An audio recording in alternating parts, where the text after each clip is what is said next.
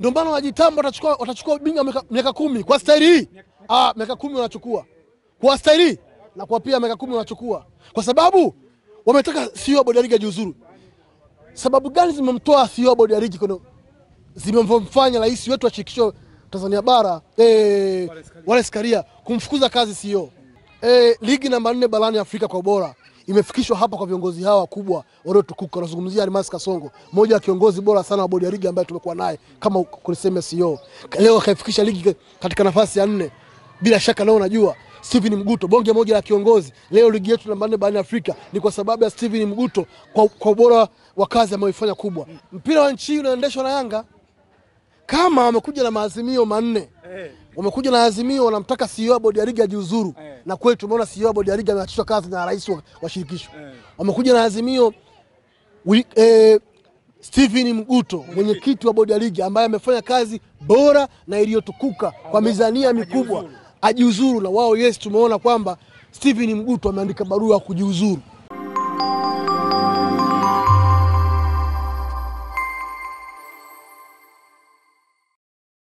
Bana, upande wa michezo, taarifa ya kushtua ambayo ilikuwa ndio taarifa ambayo ilitajwa kwamba taarifa nyeti ambayo ilikuwa ikisubiriwa sana na wadau wa michezo, ni taarifa ambayo baadaye ilikuja kutolewa na shirikisho la soka kwa maana ya upande wa TFF pamoja na bodi ya ligi. Hii ilikuwa ni kuhusiana na kujiuzuru kwa mwenyekiti wa bodi ya ligi mzee Steven Mguto, lakini pia taarifa hiyo ikaeleza rais wa TFF Mheshimiwa ndugu Wallace Karia amemsimamisha kazi mtendaji mkuu wa shirikisho la soka Tanzania kwa maana ya TFF Almas Kasongo. Sasa watu wakajiuliza, huenda haya ndio matakwa ya Yanga ambayo taratibu yanaanza kutimizwa, kwa sababu mwenyekiti wa bodi ya ligi mzee Mguto yeye pia ndiye boss wa ile kamati ya saa 72 ambao wao ndio wasimamizi wa ligi. Kwa maana hiyo kama mwenyekiti ameondoka, CEO wa bodi ya ligi amesimamishwa na yeye ndiye boss kwenye ile kamati, maana ile kamati pia imevunjwa. Na kwenye yale maadhimio ya Yanga ili walikuwa kitaka ile kamati ivunjwe, walikuwa kitaka mwenyekiti wa bodi ya ligi aondoke, mtendaji mkuu aondoke, lakini pia walitaka bodi ya ligi iwe huru. Mimi ngoja nizungumze na Dr. Mohamed ya Misri, tunataka tumsikilize. Wao toka tarehe mpya ilipotangazwa ya mechi kwamba itakuwa ni tarehe 25 na si tarehe 15 tena kama ilivyokuwa imepangwa mwanzo, baada tu ya zile picha kumuonyesha Mheshimiwa Rais akiwa na viongozi wa Simba na Yanga, watu wakajiongeza kwamba hiyo imeisha, manake dabi ipo na inachezwa na haina kipengele, na baadaye tukaona bodi ya ligi wametoa ni tarehe 25. Sasa kinachoshangaza sana ni kwenye ule upande wa Simba kuko kimya sana, hawajaposti kitu chochote. Nakumbuka waliposti tu picha za wachezaji na nini, lakini kuko kimya sana kwenye peji ya Simba, lakini wao ndo walikuwa wanaitaka sana hii dabi. Mimi ngoja nimsikize Dr. Mo, labda ni nini hiki ambako kinaendelea na nyinyi kama mashabiki, kuko kimya sana. Dr. Mohamed, asalamu alaykum. Wa alaykum salaam. Niambie ndugu yangu. Nimekuta nini ndugu yangu? Kwa sasa tunasubiria taarifa rasmi kutoka ndani ya klabu ya Simba, itatuelekeza nini wanachama wake, mashabiki na wapenzi wake tufanye nini au tufuate kipi. Mnasubiria tena? Tunasubiri taarifa rasmi. Sasa mnasubiri taarifa, si imeshatajwa kwamba bodi tarehe 25 ndugu yangu? Sasa hiyo taarifa bodi ya ligi ndio imesema hivyo, kusogeza mchezo kutoka tarehe 15 siku ya kesho Jumapili majira saa 11 pale Benjamin Mkapa kama ilivyokuwepo awali, na kuupeleka tarehe 25 Benjamin Mkapa siku ya Jumatano majira saa 11. Hiyo ni taarifa ya bodi ya ligi, lakini hapo awali kulikuwa na taarifa ya klabu ya Simba ambayo ilielezea kwamba mechi yetu ipo siku ya Jumapili 15. Sasa lazima lije andiko lingine la kuifuta ile taarifa ili sisi wanachama tuwe kwenye uelekeo ambao ni sahihi kuendana na klabu ambayo inahitaji. Sasa kinachoshangaza ni kwamba kuko kimya sana kwenye peji yenu. Yaani toka tu ile ilipotangazwa kwamba mechi ipo, tunaona hata kwenye kurasa za Ahmed Ali msemaji wenu anaposti tu magari na vitu vingine, anatakia watu maisha mema. Watu wanashindwa kuelewa kimekuta nini wakati inaonekana mlikuwa mnaitaka sana mechi. Mechi tulikuwa tunaitaka kwa sababu Simba Sports Club is a football club. Ni club ya mpira wa miguu. Shughuli kubwa, main business is to playing football, ni kucheza mpira wa miguu. Kwa hiyo ndio maana tulikuwa tunahitaji kucheza mpira wa miguu kama ambavyo tulivyoelekezwa na bodi ya ligi tarehe 15 kama mchezo upo, na klabu ikaandaa maandalizi yote kuelekea mchezo huo. Kwa hiyo baadaye bodi ya ligi inakuja kutoa taarifa ya kusogezwa kwa mchezo bila sababu zote za msingi, bila kutuambia kwa nini mchezo umepangwa tarehe 25. Yaani wao hawajatuambia ni kwa nini. Unaelewa? Wametuambia tu tarehe 25 bila sababu za msingi, bila kifungo wala bila chochote. Lakini hapo awali ratiba ya Simba ilikuwa ni mchezo uwepo tarehe 15 na leo yani kwamba pointi yenu nyinyi ni kwamba mchezo umesogezwa mbele, lakini bodi ya ligi kwenye taarifa yao hawajaainisha sababu za kupeleka mpira mbele. Kwa hiyo mimi na wewe na Watanzania wengine wapenda mpira tumebaki njia panda. Yani hicho ndio ambacho mnajiuliza kwamba ni kwa nini imesogezwa mbele na sababu haijawekwa wazi. Yes, of course, kwa sababu hata nukuu ya vifungu kipi ambacho kimetumika kupeleka mchezo mbele hakijaainishwa wazi. Kwa hiyo tupo blinded, tupo gizani.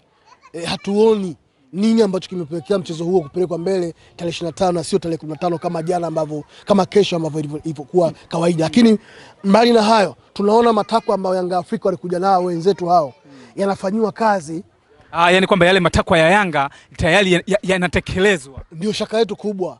Yani hapo mna wasiwasi. Na wasiwasi mkubwa unaingia hapo kwamba inawezekana hata tarehe 25 kapanga Yanga. Kabisa. Maana yake kama unasema kwamba hata hiyo tarehe 25 kwamba itakuwa imepanga Yanga, kwa hiyo tutegemee hata waamuzi kwamba watapangwa na wao. Kila kitu kitapangwa na Yanga kwa sababu Yanga ndio na control mpira wa nchi hii. Lakini Yanga hawana waamuzi. Mpira wa nchi hii unaendeshwa na Yanga. Kama wamekuja na maazimio manne.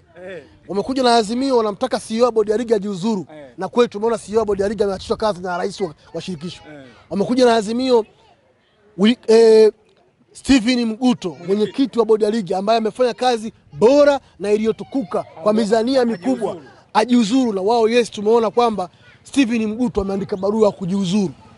Wakaja na andiko lingine, demand nyingine, mchezo wa tarehe 15 upelekwe mbele, manake wao bodi ya ligi imepeleka mbele, manake wao ndio wamepanga tarehe 25 ni Yanga.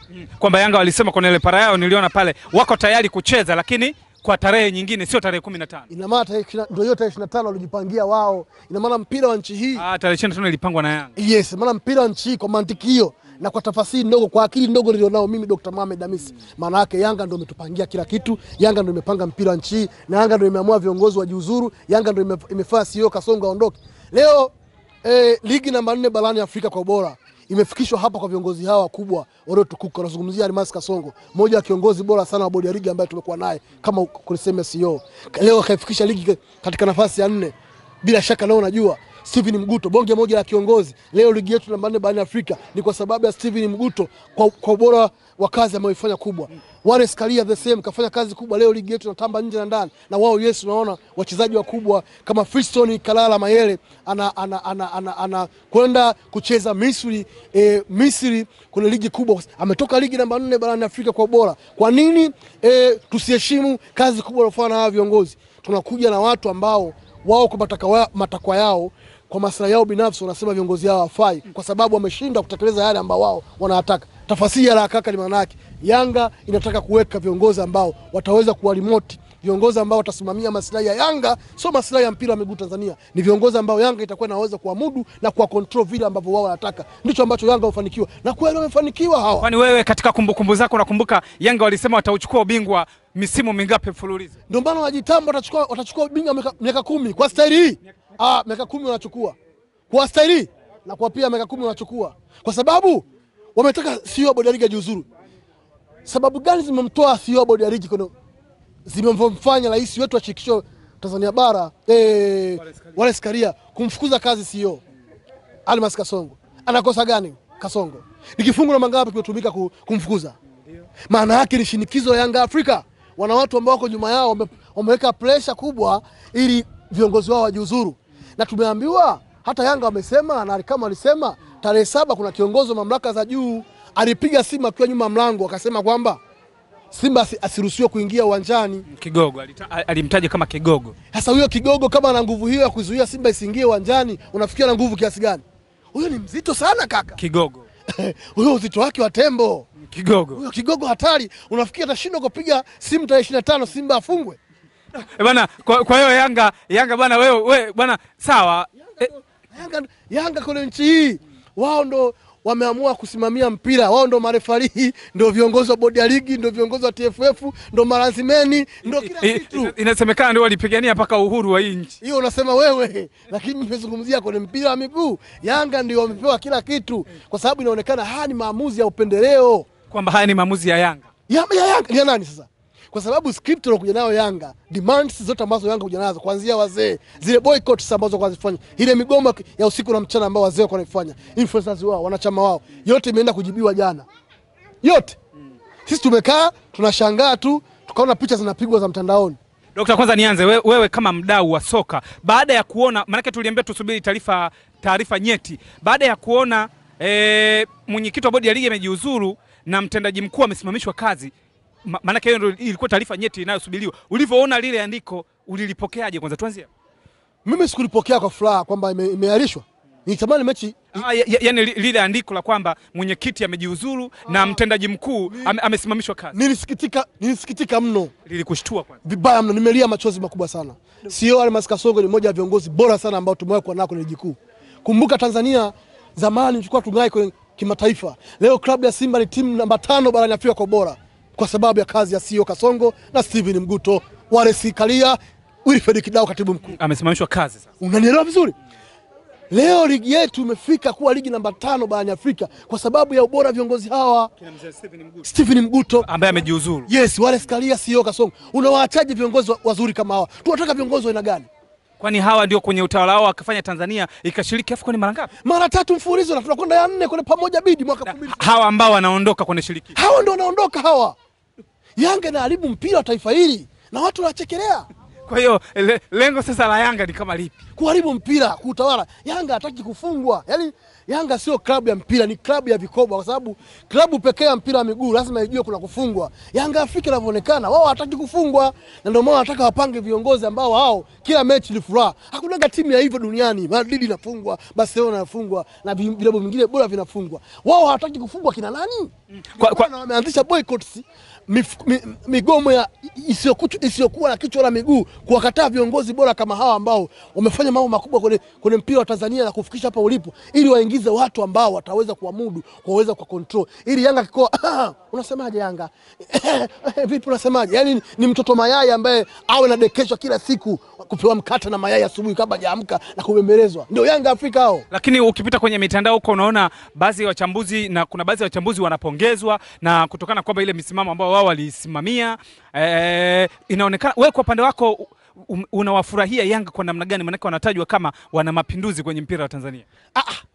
Yaani furaha ulionayo kwa hiki ambako kimefanywa na Yanga. Mimi na huzuni kubwa Yanga kuharibu mpira wa nchi hii. Sio furaha kwa sababu mpira wa nchi hii umeingiliwa na mamlaka. Kama mamlaka za mpira wa miguu hazina meno, maana TFF bodi ya ligi hazina mamlaka kuamua mambo yake mwenyewe. Kuna vigogo wako nyuma, kazi yao kupiga simu akiwa nyuma ya mlango. Oya, Yanga ipate matokeo.